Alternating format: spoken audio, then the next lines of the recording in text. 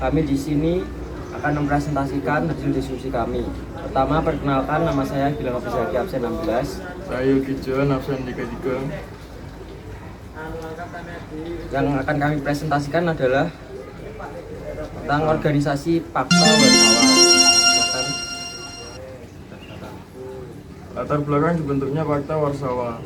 Tahun 1947 hingga tahun 1991 merupakan periode Perang Dingin, di mana terjadi polarisasi politik internasional ke dalam dunia dua kutub, yaitu blok barat yang dipimpin AS dan blok timur yang dipimpin Uni Soviet. Perang Dingin memicu lahirnya NATO pada 4 April 1949, yakni aliansi pertahanan yang dibentuk oleh AS dan sekutu-sekutunya untuk membentuk pengaruh komunisme Uni Soviet. Latar belakang dibentuknya Pakta Warsawa tidak terlepas dari pembentukan NATO. Kehadiran NATO membuat Uni Soviet dan negara-negara blok timur khawatir sewaktu-waktu dapat menjadi ancaman bagi mereka. Bergabungnya Jerman Barat ke dalam NATO melalui ratifikasi Perjanjian Paris kemudian direspon oleh Uni Soviet dengan membentuk Pakta Warsawa. Uni Soviet menganggap bahwa blok Barat berusaha mengembalikan kekuatan militer, remilitarisasi Jerman Barat dengan masuknya ke NATO. Hal itu dinilai Uni Soviet sebagai ancaman langsung karena meningkatnya kemungkinan perang.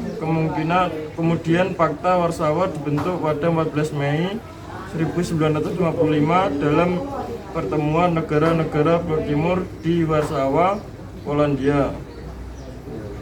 Tujuan dibentuknya Pakta Warsawa: 1. Mengimbangi kekuatan aliansi pertahanan NATO yang dianggap sebagai ancaman bagi negara-negara blok timur.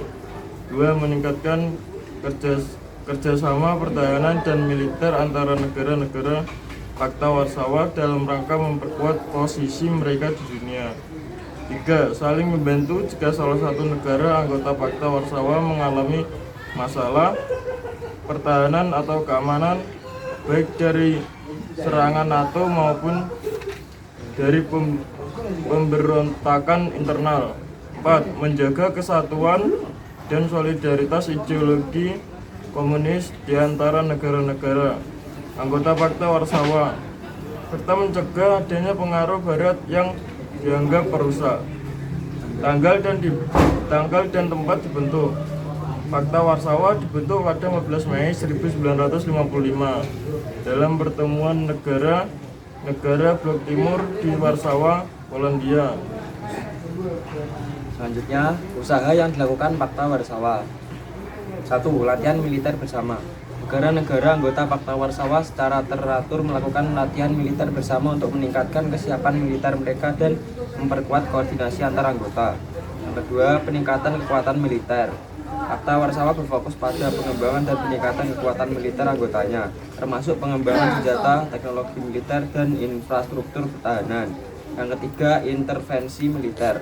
Aliansi ini terlibat dalam beberapa intervensi militer seperti intervensi Soviet di Afghanistan pada tahun 1979 dan intervensi dalam berbagai konflik regional di Eropa Timur. Yang keempat, peningkatan keamanan dan intelijen. Pakta Warsawa juga melibatkan kerjasama dalam hal keamanan dan intelijen yang memungkinkan pertukaran informasi rahasia dan pemantauan terhadap negara-negara Barat.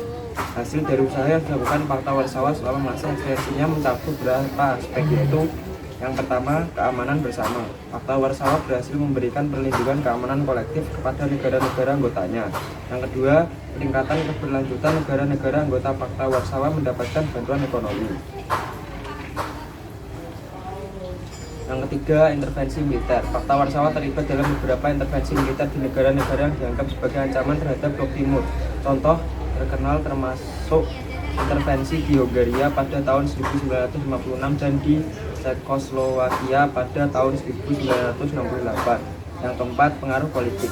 Pakta Warsawa juga digunakan sebagai alat untuk menggunakan pengaruh politik Uni Soviet dan blok timur di Eropa Timur dan Tengah. Dampak positif dan negatif dari dibentuknya organisasi Pakta Warsawa.